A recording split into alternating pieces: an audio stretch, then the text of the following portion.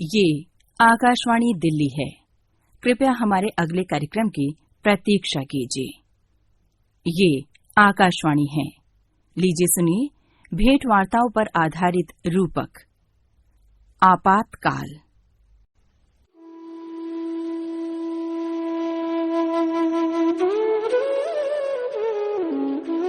राह में पत्थर का आना उस पथ को बेढक तो बनाता ही है, पथिक के सफर को भी कष्टकारी बना देता है।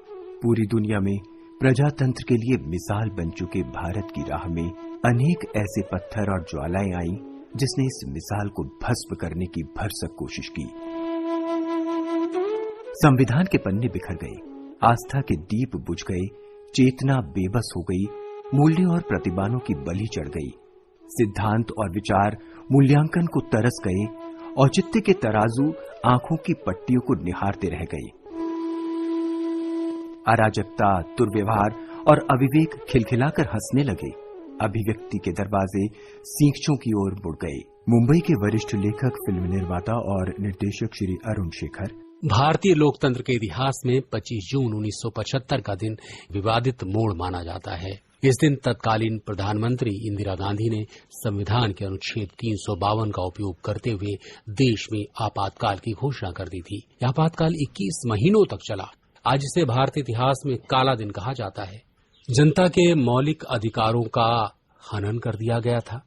अभिव्यक्ति, आंदोलन, प्रेस की स्वतंत्रता पर रोक लगा दी गई थी। संविधान के अनुच्छेद 19 को निष्क्रिय कर दिया गया था। मीडिया पर सेंसरशिप लगा दी गई थी। समाचार पत्रों को सरकार की अनुमति के बिना कुछ भी प्रकाशित करने की मनाही थी। प्रेस की स्वतंत्रता लगभग समाप्त हो गई थी। हजारों विपक्षी नेताओं, कार्यकर्ताओं को बिना मुकदमे के गिरफ्तार कर जेलों में डाल दिया गया था। जनसंख्या नियंत्रण के नाम पर बड़े पैमाने पर लोगों की मर्जी के बिना नसबंदी की गई। न्यायपालिका और संसद जैसी संस्थाएं सरकार के अधीन होती गईं। लोकतंत्र का संतुलन बिल्कुल बिगड़ गया। किसी भी लोकतांत्रिक देश में न्यायपालिका हर उम्मीद का अंतिम आसरा होता है। अगर ये भी निरंकुश हो जाए तो सारी संभावनाएं अंधियार में कैद होकर अपने दौर को कोसती हैं। वरिष्ठ कवि और सामाजिक कार्यकर्ता डॉक्टर ओमकार त्रिपाठी। भारतीय लोकतंत्र उस समय ठहर गया, तीनों स्तंभ विधायिका, कार्यपालिका और न्यायपालिका को एक व्यक्ति की मर्जी पर झुका दिया गया। मैं ही देश हूं जैसे अहंकारी विचारों ने लोकतंत्र की आत्मा को घायल किया। हमारे मूल्य, हमारी परंपराएं भी संकट में आ गई। यह वह भारत नहीं था जो सत्यमेव जयते में विश्वास करता है। यह वह भारत नहीं था जो गांधी के विचारों से पला बढ़ा था। यह एक भयभीत, दबा हुआ भारत था जहां आस्था, विश्वास, विचार सब पर नियंत्रण था। भारत के प्रसिद्ध गायक किशोर कुमार ने जब सरकार के लिए गीत गाने से इनकार किया तो उनके गाने रेडियो से हटा दिए गए। कौन देखे मेरे मन पे लगी है क्या ठेस, बन गया परदेश, छूटा अपना देश, द्वार देरी वो घर आंगन, बन गया परदेश। कैसे मंजर सामने आने लगे हैं, गाते गाते लोग चिल्लाने लगे हैं। अब नई तहजीब के पेशे नजर हम आदमी को भून कर खाने लगे हैं। मैं प्रदीप सरदाना, मैंने हाल ही में पत्रकारिता में अपने 50 साल पूरे किए हैं और अब आपात स्थिति को 50 साल हो रहे हैं। मुझे याद है वो दिन, सिनेमा जगत को चेतावनी थी कि कहीं भी कुछ सरकार के खिलाफ बोला, कोई गाना बनाया, कहीं कोई शब्द बोला, कहीं कोई दृश्य दिखाया, कोई संकेतिक भी रहा तो आपकी फिल्म को बैन कर दिया जाएगा या सेंसर उसको काट देगा। मुझे ये भी याद है कि उस समय किस तरह आंधी फिल्म आई थी, गुलजार साहब ने बनाई थी और कमलेश्वर जी ने उसकी कहानी लिखी थी। तो उस फिल्म को इसलिए बैन कर दिया गया कुछ समय कि इसके अंदर जो नायिका है सुचित्रा सेन, उनका लुक इंदिरा गांधी से मिलता है और इसकी कहानी है वो भी इंदिरा गांधी के कुछ व्यक्तिगत जीवन के प्रसंग हैं वो इसमें जोड़े गए हैं। और एक और फिल्म आई थी किस्सा कुर्सी का, उस फिल्म के प्रिंट ही जला दिए। जब 1976 में गीतावरी शाम का आयोजन किया गया दिल्ली के अंदर अम्बेडकर स्टेडियम में, तो सभी फिल्म वालों को बिल्कुल चेतावनी देकर एक कहा गया कि आपको यहाँ आना है।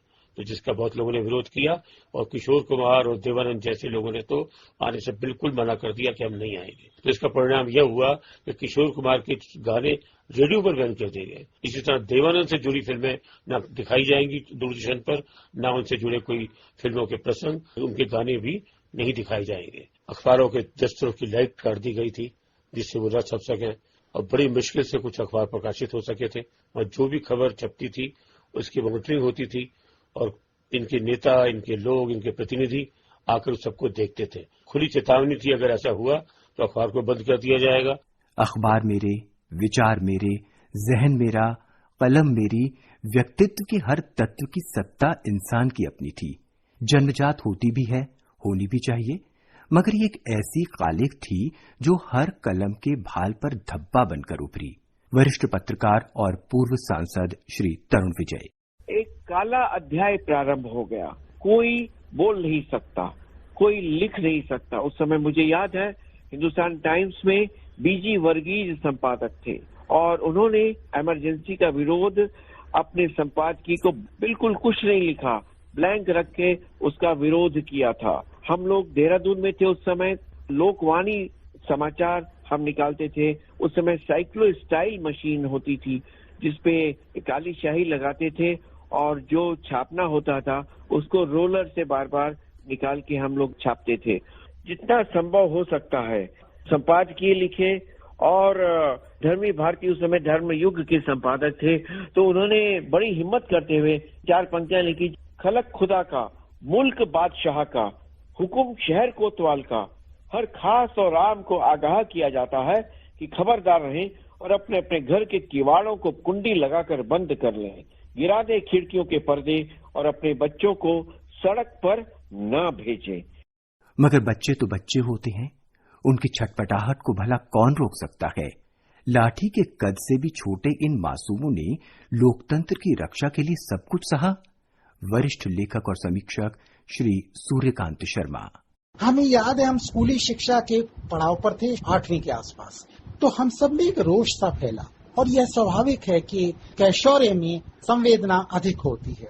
हमने आपातकाल का विरोध किया, तुरंत पुलिस आई, उस पुलिस इंस्पेक्टर ने हमें 4 बेंत लगाए और जो हमारे साथी चुप रहे उन्हें 2-2 बेंत मार कर इस मंशा से सभी के माँ बाप को बुलाकर बताया गया और इस ताकीद के साथ छोड़ा गया कि आगे से ऐसी कोई भी स्थिति स्टूडेंट न कर पाए।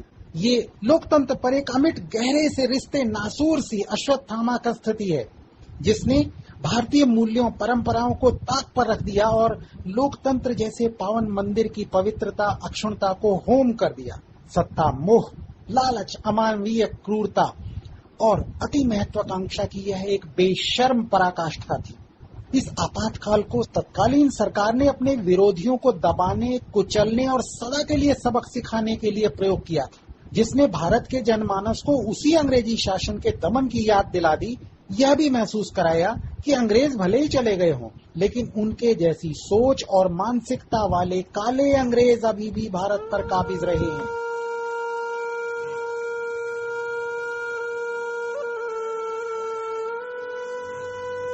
मेरा नाम प्रवीण आर्य है। मैं वर्तमान में अखिल भारतीय साहित्य परिषद का राष्ट्रीय मंत्री हूँ। आपातकाल में उस समय मात्र मेरी आयु 11 वर्ष थी।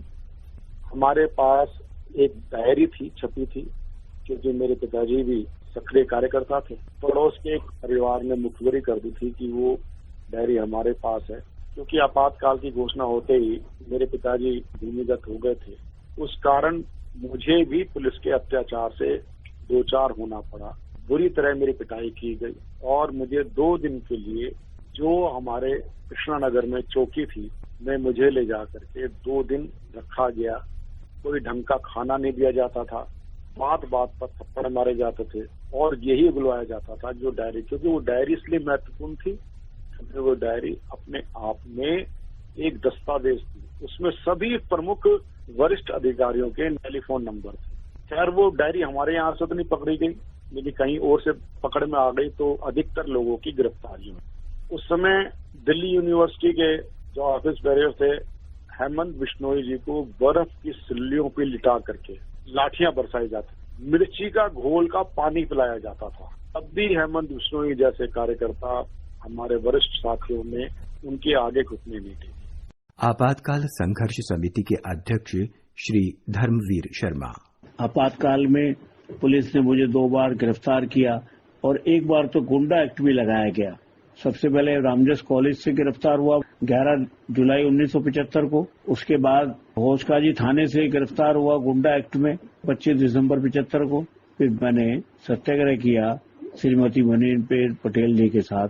उस दौर के एक साक्षी समाज सेवी श्री रविकांत महाजन। हम सभी कृष्णनगर में रहते थे। हम रात को सोए हुए थे तो पता लगा कि भाई ऐसे इमरजेंसी की घोषणा कर दी है, तो अपने जितने स्वयंसेवक बंधु थे उनको गिरफ्तार कर रहे हैं। तो मेरे फादर ईश्वरदास महाजन जी और हमारे बड़े भाई से मधुकांत महाजन तो दोनों घर से किसी अज्ञात स्थान के लिए चले गए। मेरे को याद है मैं छोटा बच्चा था उस समय। इतना याद है कि उस समय बहुत कष्टों का सामना करना पड़ा। हमारे माता पिता जिस स्कूल में कार्यरत थे वह स्कूल भी बंद कर दिए गए। माता जी के पास ना तो नौकरी थी ना पिताजी का कोई पता था, भाई साहब का भी नहीं पता था। तो हमने वो जो 18 महीने का समय है बहुत कष्ट के साथ काटा। कभी कभी तो ये होता कि हमें 2-2 दिन की रोटी भी नहीं मिलती थी। कपड़े वगैरह सारे जितना सामान था घर का वो सील करके एक कमरे में बंद कर दिया था। यहाँ तक कि हमारा जो किचन का सामान था वो भी बंद कर दिया। 2 दिन भूखा रह के फिर एक समय की रोटी हमारी माता जी हमें खिलाया करती थी।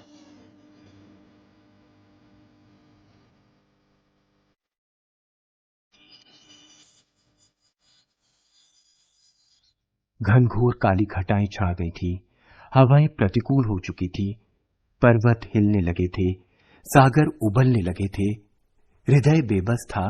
चीख उसी में दफन हो चुकी थी। वरिष्ठ लेखक, पत्रकार, प्राध्यापक और सामाजिक कार्यकर्ता डॉक्टर अविनिजेश अवस्थी। उस समय मैंने हायर सेकेंडरी पास की थी और कॉलेज में प्रवेश लिया था। हजारों लाखों लोग जो है घर से रातों रात उठा करके उनको जेल में डाल दिया गया था। 2 कानून थे उस समय, DIR defence of India rule और मीसा, इन दोनों के तहत, जिसमें कोई किसी तरीके की जमानत का भी प्रावधान नहीं था। DIR में तो जमानत हो जाती थी लेकिन मीसा में तो जमानत तक नहीं होती थी। एक बड़ा उस समय चला था कि ना कोई वकील, ना कोई अपील, ना कोई दलील। जो भी ऐसा लगा कि जिसने अगर सरकार की नीति का, जिसे आशंका भी हुई, जिसने कभी भी कुछ भी बोला हो सरकार की नीति के बारे में कि भाई ऐसा सरकार को नहीं करना चाहिए था, बड़े सामान्य लहजे में उसके बारे में भी खबर आई तो उसको जेल में डाल दिया गया था। दिल्ली विश्वविद्यालय के 300 लेक्चरर्स करीब उस समय अचानक एक रात को 25-26 जून की रात को 27-28 जून तक लगातार गिरफ्तारियां हुई और जेल में डाल दिए गए थे।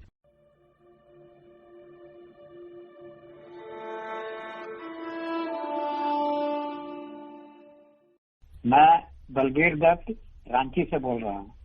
पत्रकारिता में पिछले 60 वर्ष से ज्यादा अवधि में हूँ और झारखंड का सबसे पुराना अखबार जो है रांची एक्सप्रेस, उसका मैं संपादक रहा।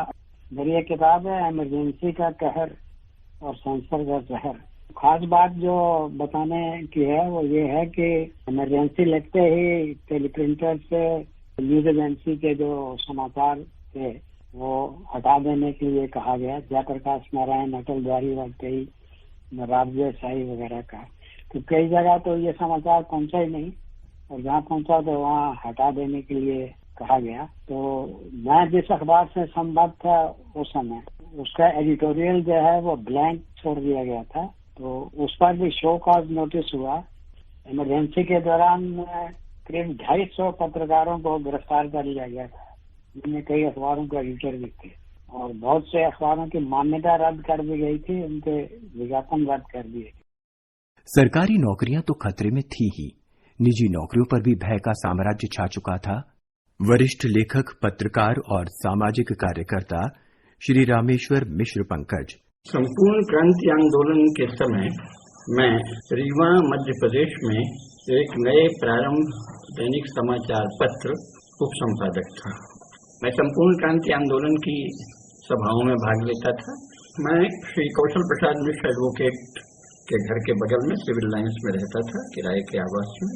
तो कौशल प्रसाद जी को भी कुछ बड़े अधिकारियों ने बताया कि 25 जून की आधी रात में आप सब लोग गिरफ्तार होने वाले हैं। उन्हें पता था। तो जब पता चला कि आपातकाल लग गया है और ये भी पता चला कि कौशल प्रसाद मिश्र जी सहित रीवा के सभी प्रमुख नेताओं की गिरफ्तारी हो रही है और ये भी पता चला कि जेपी सहित मुरारजी देसाई सहित सभी बड़े नेता गिरफ्तार हो रहे हैं, तो हमने दिन में संपादकीय लिखा तो उसको हटा के उसकी जगह काला कर दिया। मध्य प्रदेश में उस समय कुल 2 ही अखबारों ने ऐसा किया था, एक इंदौर का नई दुनिया जो बड़ा प्रसिद्ध पत्र था और एक यह अखबार जिसमें मैं संपादकीय देखता था, मैंने उसे काला छोड़ दिया। सुबह आपातकाल लग चुका था। शासकीय अधिकारी, सूचना एवं प्रसारण मंत्रालय से जुड़े अधिकारी, जनसंपर्क अधिकारी सब पूरी तरह समाचार पत्रों पर निगरानी कर रहे थे। उन्होंने जागेश्वर पांडे जी को सूचना दी कि ये सब शासन को सहन नहीं होगा। जागेश्वर पांडे जी ने मुझसे कहा कि आपको अब इस अखबार में रख पाना संभव नहीं है, आपकी सेवाएं समाप्त हैं। अब अचानक से मैं क्या जगह ढूंढता, तो मैं दिल्ली गया। दिल्ली का वातावरण तो बहुत ही, सारे ही बौद्धिकों को ही मैंने देखा बहुत डरे हुए थे, लेखक, पत्रकार, बौद्धिक सब, और दिल्ली के नागरिक भी बहुत भयभीत थे। तुर्कमान गेट में उसी समय झुग्गी झोपड़ियां गिराई गईं और गोली चली और मैंने देखा कि हर नागरिक डर रहा है। डर, भूख, तड़प, बेबसी हर तरफ फैल चुकी थी। हंटर और गोलियों का दबदबा था। आइए इस भय और भूख के मूल कारणों को जानने की चेष्टा करें। वरिष्ठ पत्रकार और सामाजिक कार्यकर्ता श्री राम बहादुर राय। इमरजेंसी लगी इसलिए क्योंकि 24 जून 1975 को सुप्रीम कोर्ट के वेकेशन जज वीआर कृष्ण अय्यर ने इंदिरा गांधी को कोई राहत नहीं दी। इलाहाबाद हाई कोर्ट का जो फैसला था उसे उन्होंने ज्यों का त्यों रखा, यानी उनका चुनाव अवैध हो गया था। चुनाव में भ्रष्टाचार के जो आरोप थे वो सिद्ध हो गए थे। सरकारी साधनों के दुरुपयोग के आरोप सिद्ध हो गए थे। जब उनको कोई राहत नहीं मिली तो 2 तरीका था। एक तरीका था लोकतांत्रिक कि इंदिरा गांधी के अपने संसदीय दल की बैठक बुलावें और संसदीय दल से कहें कि आप हमको अब हमारी जगह आप किसी को नेता चुन लीजिए, और वो अपना मुकदमा फिर से रिव्यू पिटीशन डालें और कुछ करें। यही सलाह उनको उनके मित्रों ने दी भी।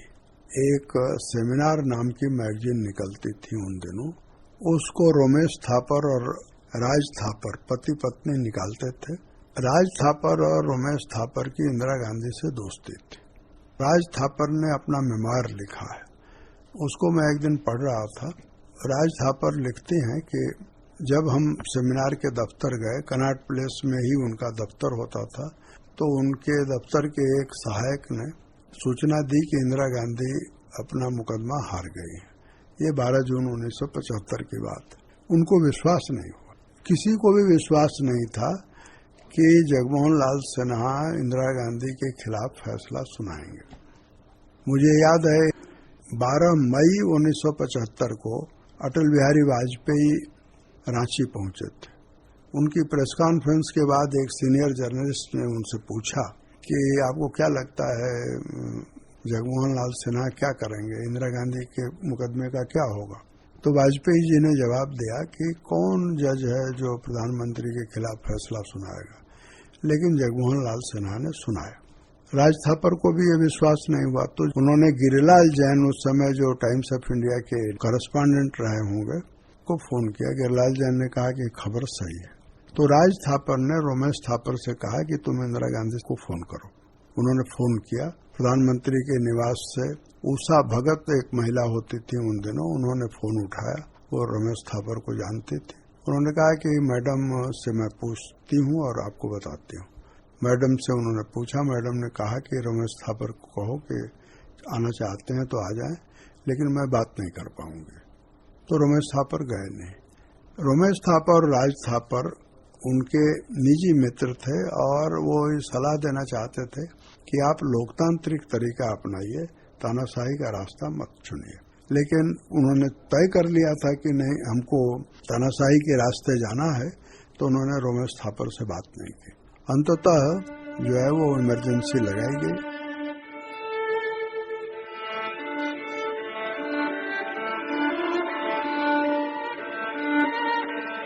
मैं राजेंद्र अग्रवाल 2009 से 2024 तक 3 टर्म में सांसद भी रहा हूं।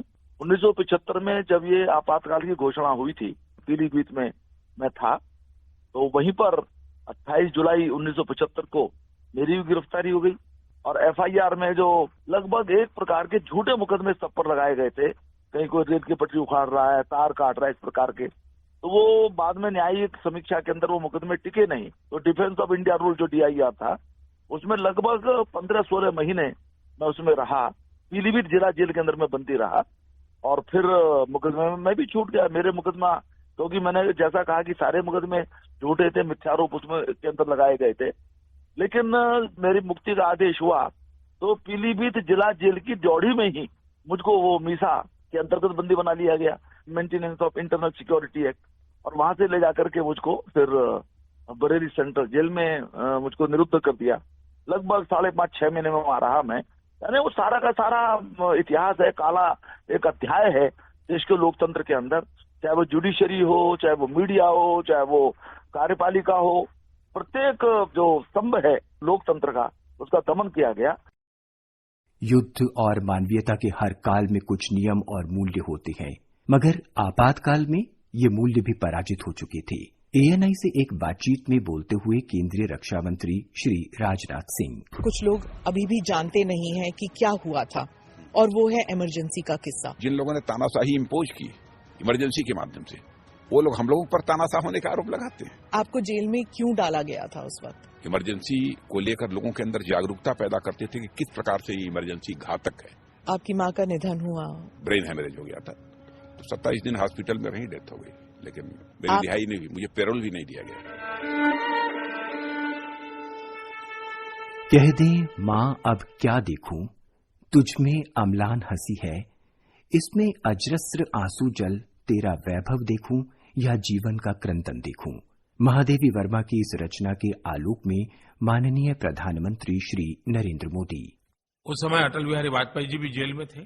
जब आपातकाल को 1 वर्ष हो गया तो अटल जी ने एक कविता लिखी थी, झुलसाता जेठ मास शरद चांदनी उदास, झुलसाता जेठ मास शरद चांदनी उदास, सिसकी भरते सावन का अंतर्गत रीत गया, 1 बरस बीत गया, 1 बरस बीत गया, सिखचों में सिमटा जग किंतु विकल प्राण विहग, सिखचों में सिमटा जग किंतु विकल प्राण विहग, धरती से अंबर तक, धरती से अंबर तक गूंज मुक्ति गीत गया, 1 बरस बीत गया, 1 बरस बीत गया, पथ निहारते नयन गिनते दिन पल छिन, पथ निहारते नयन गिनते दिन पल छिन, लौट कभी आएगा, लौट कभी आएगा, मन का जो मीत गया, 1 बरस बीत गया। इसी काल में घर या सीखचों में कैद मगर मुस्तैद रचनाकारों की कलम ने ऐसी ऐसी रचनाओं को जन्म दिया जो कालजयी बनकर जनता को सुथरी और समृद्ध राह की ओर ले गई। दुष्यंत कुमार की शायरी इसी काल में उभरी और एक बड़े आंदोलन का जनक बन गई। वरिष्ठ गजलकार और समीक्षक श्री अनिरुद्ध सिन्हा, दुष्यंत कुमार ने आशा, निराशा, टूटन, घुटन, पराजय, विवशता, खामोशी, भूखमरी, बेकारी, पीड़ा, राजनीतिक विसंगतियां और तानाशाह की भूमिका की मार्मिक व्यंजना की है, जिससे दुष्यंत हो गए। उनकी गजलें अपनी सुबोधता के कारण जनमानस को न केवल आकर्षित करती है अपितु उन्हें आंदोलित भी करती है। जिस धरती पर मूठ बाजरा, गेहूं और चावल होना है, पलट पलट कर अगहन सावन वहीं पर बादल होना है। शुक्र करो निजाम अभी तमाशगरों तक कायम है, जब चुप दानिश्वर बोल पड़ेंगे यहाँ सिर्फ कोलाहल होना है। वरिष्ठ गजलकार और समीक्षक श्री विजय स्वर्णकार, घायल लोकतंत्र की कराहती आवाज को एक बूस्टर चाहिए था, एक एम्पलीफायर चाहिए था, एक माध्यम चाहिए था। उस समय का प्रबुद्ध वर्ग नारे के स्थान पर दुष्यंत के शेर द्वारा अपनी बात रखने में सहज थे। यह अनोखी बात थी। आपातकाल की गूंज एक तरफ और दुष्यंत की गजलों की आवाज एक तरफ। दुष्यंत की गजलों में अपने समय की विसंगति और विषमता को आवाज मिली थी, पर यह वह दौर था जब वो आम आदमी के पास वर्तमान की तरह सुख सुविधाएं नहीं थी। अगर उसके पास कुछ था तो वह थी बोल सकने की आजादी। आपातकाल ने यह आजादी भी लगभग उससे छीन ही ली थी। ऐसे में दुष्यंत ने अपनी धारदार पैनी पंक्तियों से जनमानस में ऐसी ऊर्जा भर दी और सत्ता को इस तरह ललकारा कि वह ललकार पूरे जनमानस की अभिव्यक्ति बन गई। यह लहजा नया था, इतना नया कि उसके आकर्षण से उसके दुश्मन भी नहीं बच पाए। कहाँ तो तय था चरागा तमाम घर के लिए, कहाँ चराग मैसर नहीं शहर के लिए, वे मुतमईन के पत्थर पिघल नहीं सकता, वे मुतमईन के पत्थर पिघल नहीं सकता। मैं बेकरार हूँ आवाज में असर के लिए, मैं बेकरार हूँ आवाज में असर के लिए। तेरा निजाम है सिल दे ज़बान शायर की, तेरा निजाम है सिल दे ज़बान शायर की। ये एहतियात जरूरी है इस बहर के लिए, कहाँ तो तय था चरागाह हर एक घर के लिए, कहाँ चराग मैसर नहीं शहर के लिए। शायरी मोहब्बत से निकलकर आक्रोश की मशाल बन चुकी थी। ये भी साफ साफ जता चुकी थी कि भारत में संविधान की हत्या महज पाप नहीं, तमाम शिष्टाओं के अंत की शुरुआत है। जब देश में आपातकाल लगाया गया तब उसका विरोध सिर्फ राजनीतिक दायरे तक सीमित नहीं रहा था। जेल के सलाखों तक आंदोलन सिमट नहीं गया था। जन जन के दिल में एक आक्रोश था, खोए हुए लोकतंत्र की एक तड़प थी।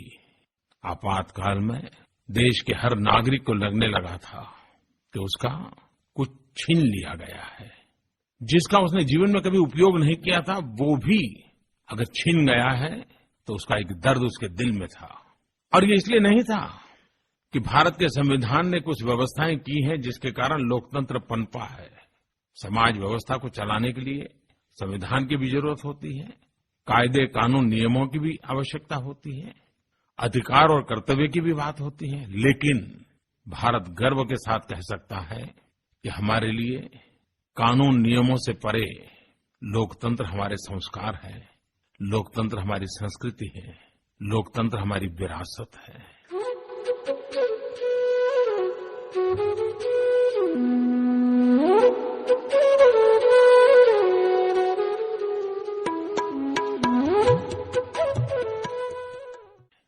आपातकाल।